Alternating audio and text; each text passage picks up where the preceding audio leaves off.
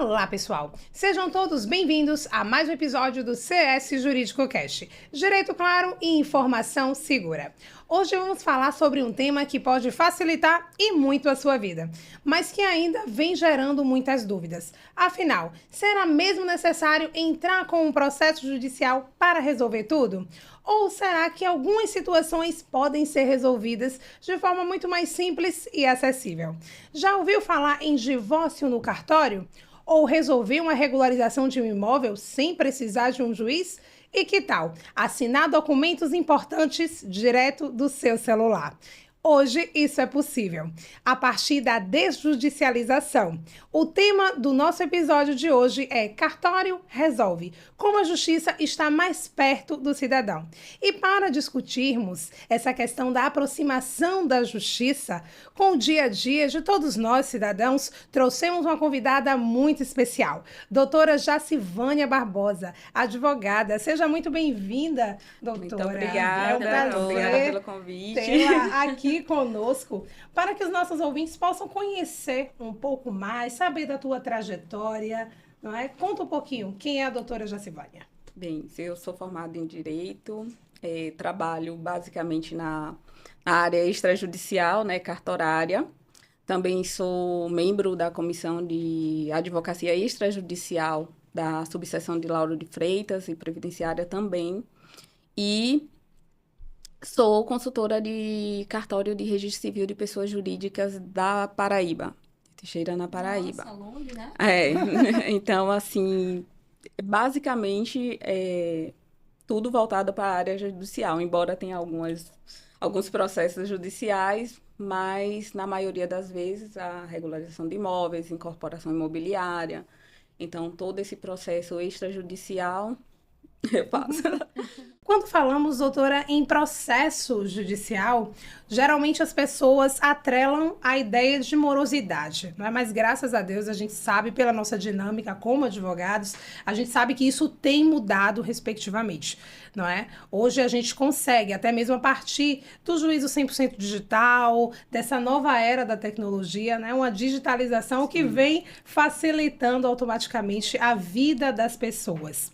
Em termos simples, doutora, o que seria essa desjudicialização? Para que os nossos ouvintes entendam, porque a palavra é muito bonita, mas qual é o significado propriamente dito na prática? A desjudicialização é basicamente você tirar aqueles processos que eram feitos no judiciário e vir para a área extrajudicial. Então, todo aquele processo que demoraria anos para finalizar, hoje você se resolve mais de uma maneira mais rápida, de forma extrajudicial, através do cartório. Um divórcio, que se todas as partes tiverem consenso, pode ser feito de forma extrajudicial, de forma muito rápida. Ou seja, tem requisitos, né? Essa questão do divórcio é com a doutora Camila, que é especialista em direito de família. Sim. A minha área é mais bancária, consumidor, né? Mas tem muitos requisitos aí que precisam ser preenchidos, eu sei disso, porque a gente quer queira, quer não, a gente lida com isso dentro da formalização do escritório, né? Por outras áreas também. Eu sei que não somente de divórcio, mas inventário, ou seja, precisa se preencher muitos pontos para aderir a essa nova sistematização dentro dos cartórios, não é isso, doutora? Sim. Muita gente não sabe as atribuições de cada cartório. Então, muitas vezes chega num cartório de títulos e documento querendo reconhecer uma firma. Não é no cartório de títulos e documento, é no tabelionato de notas. Tem o cartório de registro civil, tem o títulos e documentos. Então, existe várias atribuições de cada serventia. Então, cada serventia tem sua função. De forma que cada serviço seja atendido de uma maneira mais fácil, mais rápida. Então, assim, muita gente não conhece o que cada cartório faz e muitas vezes não vai procurar o cartório justamente porque não tem a informação. Não tem informação concreta, não é, gente? Exatamente. São 3 modalidades, por assim dizer, né, doutora? Só para ficar mais fácil para os nossos ouvintes. Tem o tabelionato de notas. Tem o registro de imóveis e tem o cartório responsável por registro civil. Tem mais atribuições. Tem o tabelionato de notas, tem o cartório de registro civil de pessoas naturais, onde se registra o nascimento, casamento, óbito. tem o cartório de registro civil das pessoas jurídicas, tem o cartório de títulos e documentos e o cartório de registro de imóveis. Então, assim, maravilha. É só para que os nossos ouvintes entendam realmente a competência atribuída, né? Para cada cartório. E é interessante, até a gente como advogado, eu falo por mim, tem uma certa dificuldade de lidar com cartórias. Às vezes eu confundo, né, algumas coisas também referentes a isso. E é muito importante a gente ter o conhecimento dessa parte também extrajudicial, que acaba auxiliando, e tem coisas que realmente a gente consegue resolver de forma mais célere, né? De forma mais assertiva. A doutora falou que era especializada em família, então muita gente se divorcia e simplesmente não averba o seu divórcio na sua certidão de casamento. Isso. Ou não averba seu casamento na sua certidão de nascimento. Faleceu, tem que, se for casado, registrar o seu óbito na certidão de casamento, digamos assim, e se for solteiro, registrar o óbito na certidão de nascimento. Então, muitas vezes, passa despercebido e as pessoas deixam de fazer esses procedimentos que são obrigatórios, né, digamos assim, e lá na frente tem um problema muito sério. É isso que eu ia perguntar, quais seriam as consequências? Há situações de registro de documentos, eu vou contar uma situação específica, uma pessoa, antigamente, vamos falar de tempos atrás, tinha um sobrenome, digamos, comum, e tinha uma pessoa homônima. Então, quando ele chegou lá no cartório, que ele viu que estava coisa sendo registrada no nome daquele terceiro, ele simplesmente modificou o nome. Ele, eu não quero mais esse nome, eu vou mudar. E fez a alteração do nome por conta própria. Então, quando ele faleceu, parte dos filhos tinham sobrenome e outra parte com outro sobrenome. Então, precisou judicializar para fazer a modificação do registro. Essas averbações foram para a certidão de nascimento ou casamento, respectivamente, e os filhos tiveram que alterar todos os documentos. Então, assim, muitas vezes as pessoas não se atentam a detalhes. Então, antigamente existia um modo. Hoje, você, para registrar um nascimento, você já tem seu CPF na sua certidão de nascimento. Hoje, para você pegar um documento, é muito mais fácil, né? Hoje tem os aplicativos, tem a plataforma de registro civil, que você pega a certidão de nascimento, sendo que cada especialista, digamos, se for um advogado, tem que se atentar a alguns detalhes, porque muitas vezes saem informações equivocadas, erradas. Sim. Essa questão do nome, a doutora apontou, interessante. Quando eu faço os divórcios, né? Eu sempre pergunto se a mulher vai querer continuar, né, com o sobrenome do marido. E eu, sinceramente, se eu fosse casada e viesse a me divorciar, eu não iria trocar meu nome, não. Porque é uma burocracia. Mas tem uma pontuação em relação a isso. Sim. Você casa, não troca o sobrenome. Mas automaticamente você mudou seu estado civil. Não, eu falo quando divorciar. Exatamente. Mas mesmo assim você muda o estado civil. Sim. Então, assim, você passa de casada, você vai para divorciado. Então, automaticamente tem que fazer as atualizações na Receita Federal, nos órgãos governamentais. Sim. E muita gente não faz isso. Isso tanto para o homem quanto para a mulher. Porque o comum é a mulher alterar o sobrenome. E não o homem. Mas quando você casa e você se divorcia, seu estado civil mudou. Sim. Então, muita gente casa, se divorcia e acha que virou solteiro novamente. Uma vez casado, jamais solteiro. Não é. Pode ser viúvo. Então, divorciado, viúvo. Viúvo, dali pra... Mas hoje, e todas essas informações têm que ter averbações. Então, deixou de averbar ou deixou de informar um órgão, você, de certa forma, está cometendo uma infração penal. Olha lá, viu? Infração penal, o negócio é sério. A doutora me chamou a atenção numa fala quando ela trouxe questões de antigamente, né? Como era no tempo passado. Eu, por exemplo, minha data de nascimento no registro civil é uma, mas o dia do meu nascimento é outra. Normalmente eu comemoro aniversário no dia do meu nascimento, mas no meu RG consta uma outra data. A minha sogra tem um lapso temporal de 5 anos. Nossa. No registro dela, de nascimento dela, tem 5 anos a menos que a idade real dela. Era comum atrasar. Era as comum, coisas, né? porque eu acho que tinha multa, se fosse... Não me Demoravam, aprofundei. né? Já vou passar a bola para especialista. Né? Vou vender aqui como me venderam, mas não me aprofundei. Eu não sou Sim. especialista da matéria. Então já vou aqui. É verdade, Normalmente, doutor. Já né, apresentar minhas excusas se eu falar alguma besteira. É verdade. Viu? Então, assim, eu ouvi falar, mas não me aprofundei no assunto, de que tinha multa se não fizesse logo o registro e muitas vezes nasciam em casa, parteira, aquela coisa. Então não Sim. ia no registro civil, logo quando ia tinha multa, então para poder não pagar multa, não sei se é verdade. Postergava. Não, e dizia que, por exemplo, a criança tem 2 anos já, e aí dizia nasceu no mês anterior. Ah, olha, será que é verídico isso, doutor? É verídico, agora. Normalmente, eu vou dizer um exemplo prático que eu peguei recentemente, há 2 semanas atrás, que a própria pessoa fez o registro de nascimento. Então, assim, informações básicas, vou dar o exemplo do meu avô. Meu avô não tinha o nome dos avós dele, tinha somente o nome dos pais, porque ele não se recordava o nome completo dos avós dele. Então, quando chega lá a declarante, a própria pessoa que está registrando, então ele ia lá e colocava a própria data de nascimento, as informações ali básicas. Então, os pais demoravam de registrar, talvez até por questões de não ter conhecimento como era que fazia o procedimento. Sabia que tinha que ter registro, mas demorava muito de fazer essa documentação. Então, gerava inúmeros problemas. Hoje, as informações de antigamente, você não pode dizer que são precisas, porque realmente você não tem certeza se aquela data de nascimento é a correta ou se realmente não era. Se for fazer uma árvore genealógica, as pessoas que tinham pouco conhecimento, digamos assim, talvez não sejam as informações corretas ou precisas, né?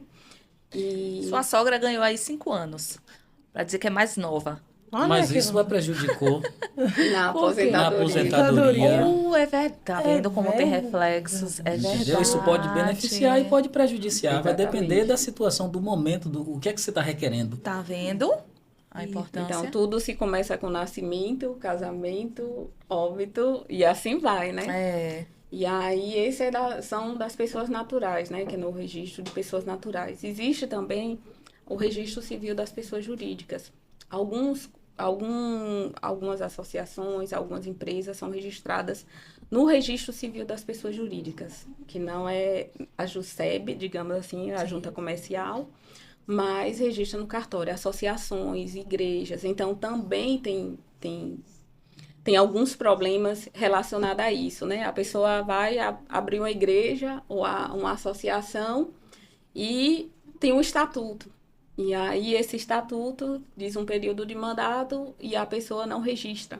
Então, não dá continuidade. Existe o princípio da continuidade, que deve ser registrado todos os atos de forma regulares. Então, as pessoas têm um estatuto, mas não seguem. Então, criou e está tudo bem, continua funcionando lá, regularizou, foi na Receita Federal, abriu seu CNPJ, esqueceu. Então, é preciso uma regularidade desses atos. Associações, muitas associações criam e esquecem, não registram. Então, tem os períodos de mandatos que fica lá aquele lapso temporal e quando chega para registrar, tem uma dificuldade, porque aquelas pessoas já faleceram, que deveriam convocar as eleições para aquele mandato. E aí, tudo complica, né? Existe também a questão de escolas, conselhos escolares, escolas estaduais, municipais. Hoje, o município de Salvador, ele que tem uma coordenação que cuida dessa parte de registro, porque não é um ente personificado. Então, cria-se uma unidade executora para administrar aqueles recursos que vêm do governo federal. Então, para fazer com que aquela escola funcione de forma jurídica, digamos assim, de uma forma mais complementar. E as escolas estaduais, os próprios diretores das unidades é quem fazem, só que isso está condicionado a algumas publicações da Secretaria de Educação, tanto municipal quanto estadual. Então, a Secretaria de Educação vai lá, publica um ato, exonera algum diretor da unidade escolar e ela faz parte daquele conselho, daquela unidade executora. Então, obrigatoriamente, tem que fazer essa comunicação no registro civil de pessoas jurídicas, registrando a ata respectiva, dizer quem substitui, ou quem fica, ou se o cargo vai ficar vago. Então, muita gente não tem esse conhecimento. Importante, né? Muita informação, muitas regras. Né? A gente percebe que esse universo cartorário existe muitas ponderações específicas, né? Sim. Diante de cada caso. Doutora, trazendo também essas ponderações que a senhora mencionou, nós sabemos que estamos na era da tecnologia, né? Na era da informação. Anteriormente, para a gente ir para o cartório, para assinar um documento, teria que ir propriamente dito para o cartório e tal. E agora a gente consegue assinar com pequenos cliques, né, nos aparelhos. Então, isso vem facilitando basicamente aí a dinâmica e gerando automaticamente a questão da celeridade dos procedimentos em si. Então, diante disso, como é que funciona? E os cartórios, obviamente, não ficaram de fora dessa nova era. E me diz uma coisa, como é que funciona, propriamente dito, essa digitalização hoje, para que os nossos ouvintes eles possam entender, assim, de forma mais dinâmica? Vamos começar pela plataforma do e-notariado, que hoje você assina e reconhece firma diretamente por um aplicativo de celular. Você entra em contato com o cartório, você entra com o e-notariado, preenche o cadastro, tem um cadastro que você vai preencher, vai colocar as informações, anexar os documentos e procurar uma serventia notarial, digamos assim, e fazer sua firma. E aí vai ser emitido um certificado, vai ser feita uma videoconferência e você, a partir de então, você já pode assinar e reconhecer firmas pelo aplicativo. Existe o RI digital, que você pode pegar as certidões de inteiro teor das matrículas ou matrícula, ou por endereço ou por matrícula diretamente nessa plataforma do RI digital. Você pode protocolar documentos por essa registro no cartório de imóveis através desse RI digital também. Reaverbações, escrituras, eu quero registrar uma escritura, você pode fazer por essa plataforma também. Então, assim, tem alguns requisitos, porque você tem que ter o certificado de CP para fazer o registro desse documento, as solicitações desse documento. Você não pode simplesmente colocar lá na plataforma. Mas tem que ter uma assinatura, tem que ser reconhecido. E tem a assinatura do Gov hoje também, que é reconhecida. Claro. E pode ser feito. Tem a questão do registro civil, que também é por uma plataforma. Digamos, você pode solicitar através dessa plataforma a certidão de nascimento, casamento, óbito. Pode ser solicitada através dessa plataforma. Existe também, recentemente, agora o CNJ, no mês passado, para quem busca devedores, quem procura bens e não encontra, hoje tem uma plataforma que é o CEP, né, que é a consulta de escrituras e procurações, que você coloca um crédito, não tenho certeza do valor aqui, basicamente, mas é um valor irrisório, né, você faz a busca através do CPF e você consegue encontrar escrituras e procurações que foram emitidas através daquele CPF. Sim. E para facilitar, e você ainda pode solicitar a certidão daquela escritura, né? Então, assim, do SENSEC, você faz a busca. Então, o cartório, a área extrajudicial, ela está bastante informatizada. Para facilitar o cidadão, não precisa se deslocar de sua casa para consegue fazer? De forma, se tiver o e-notariado, um exemplo, eu fiz basicamente o divórcio todo, mandei a documentação por e-mail para o cartório analisou e foi feito análise da petição, tudo certinho, e a pessoa só foi lá assinar. Mas poderia ser feita a assinatura através do e-notariado. Hoje, escrituras, a maioria das escrituras que eu faço é tudo, não precisa se deslocar até o cartório para assinar, tudo através da plataforma do e-notariado. Assina, faz a videoconferência e valida E ainda que seja um divórcio extrajudicial, é necessária a presença do advogado, não é isso? Porque sim. Muitas pessoas confundem. Acham que porque vão estar fazendo de forma extrajudicial, a presença do advogado é dispensável, mas não. O advogado é imprescindível. É importante para redigir, estipular termos de partilha, por exemplo, né? Enfim, os termos técnicos que são necessários. Um advogado para ambas as partes, né? Digamos assim. Como é consensual, né? jamais sozinho. É isso. Né? E aí, como a doutora Iana falou no início, é necessário que se preencha alguns requisitos. Por exemplo, se tiver filhos menores, já há esse óbice, porque presume-se que o Ministério Público ele precisa atuar como fiscal da lei, né? Como protetor do menor. Então, precisa, sim, ser, de fato, judicializado. Mas eu acho de suma importância a presença Mas hoje também dos é possível cartórios. via extrajudicial. Com menor? Com menor. Desde que seja preservados os direitos, não deixa de ter a participação do Ministério Público, mas Sim. pode ser feita de forma extrajudicial. É isso, mas também. tem a presença do Ministério Sim. Público, né? Sim. É. É E como é importante. que é feita essa comunicação com o Ministério Público? O próprio cartório, você peticiona, você informa e o próprio cartório comunica ao Ministério Público aquele divórcio. Aí, normalmente processo é administrativo, homologado, é processo administrativo. Interessante, né? No Doutora, conhecimento basilar. deixa eu lhe fazer uma pergunta, você como especialista na área de imobiliário também, e nós sabemos que na nossa cidade há muitas situações de imóvel irregular. Há também pessoas que adquirem um imóvel através de um contrato de gaveta, contrato de compra e venda, não tem escritura pública, não paga IPTU, não tem matrícula do imóvel. E essa pessoa também, ela passa a residir, ela faz um contrato junto à Coelba, faz um contrato junto à Embasa, decorre-se mais de 5 anos e ela quer regularizar a situação. Qual é o melhor caminho numa situação como essa? Uso capião ou a regularização do imóvel propriamente dito? Vamos lá. Existe essa questão do uso capião. Existe a adjudicação. Então, tem que saber qual o caminho a seguir. E o uso capião, você tem que saber se é uma área pública ou se é uma área particular. Sendo uma área particular, existe a questão de saber se o imóvel está regular, se existe matrícula, de que forma foi adquirida. Então, existem inúmeras possibilidades, tem que ser analisado. Tem que saber se não existe oposição em relação àquela aquisição, àquela posse. Então, tudo isso deve ser analisado antes de você fazer a solicitação extrajudicial. Porque se houver oposição, tem que ser judicial, não pode ser de forma extrajudicial. Existe a adjudicação se aquele imóvel existir uma matrícula e se tiver qualquer impedimento de você registrar no seu nome. Então, de fazer a escritura, de chegar lá no cartório de imóveis, fazer o registro, o respectivo registro em seu nome, porque a escritura, ela não te garante a propriedade. Digamos que existe 2 escrituras. Quem registrar primeiro no cartório de imóveis vai ser o proprietário.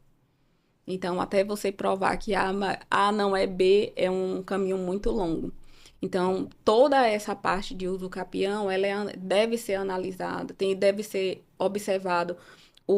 Tem que ter um memorial descritivo, tem que ter uma ata notarial, tem que ter notificação dos confrontantes, das pessoas que moram ali, vizinhos, né, para... Não é tão simples quanto parece. Não é. Não é uma coisa... sistematização. Não é uma coisa difícil. Não é uma coisa difícil, mas também não é uma coisa tão fácil, porque se existir uma oposição ou se aquela área ali for ocupada por outra pessoa ou se tiver, digamos assim, invadindo determinada... Você é meu vizinho, então eu quero pegar minha área aqui. E aí... eu estou invadindo você tá invadindo minha propriedade, eu estou invadindo parte da sua. Aquilo dali já existe um conflito, então não vai ser tão possível ser de forma extrajudicial. Então, por isso que existe o mapeamento da área, existe o georreferenciamento, existe a descrição, né, através do memorial descritivo, quem são seus confrontantes, se é aquele que pede as matrículas dos imóveis, que você tem que ter a matrícula dos imóveis vizinhos. Então, quem é o proprietário vizinho? Você tem que ter uma planta lá e ele anuindo que você é possuidor daquela área. Então, se ele se opor a assinar, ou ele contestar, porque existe esse prazo de contestação também dentro.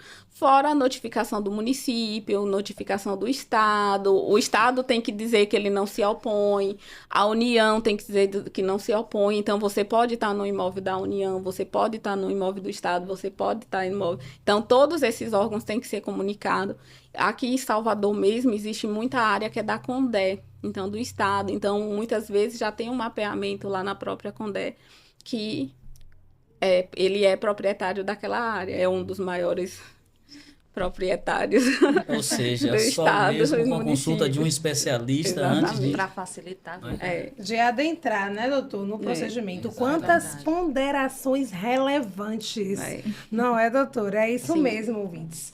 No caso, existem outros meios, outros procedimentos que hoje podem ser realizados de forma muito mais assertiva, muito mais célere, muito mais acessível em comparação com uma ação judicial propriamente dita. Muito obrigada, doutora Jacivânia. Foi um prazer tê-la aqui para discutir uma temática tão atual, né, e tão necessária perante a contextualização. Muito Agradecemos. obrigada. Obrigada, Eu que agradeço doutora. pelo convite. E você que está ouvindo, acompanhando até agora conosco, se inscreve no canal, compartilha, curte.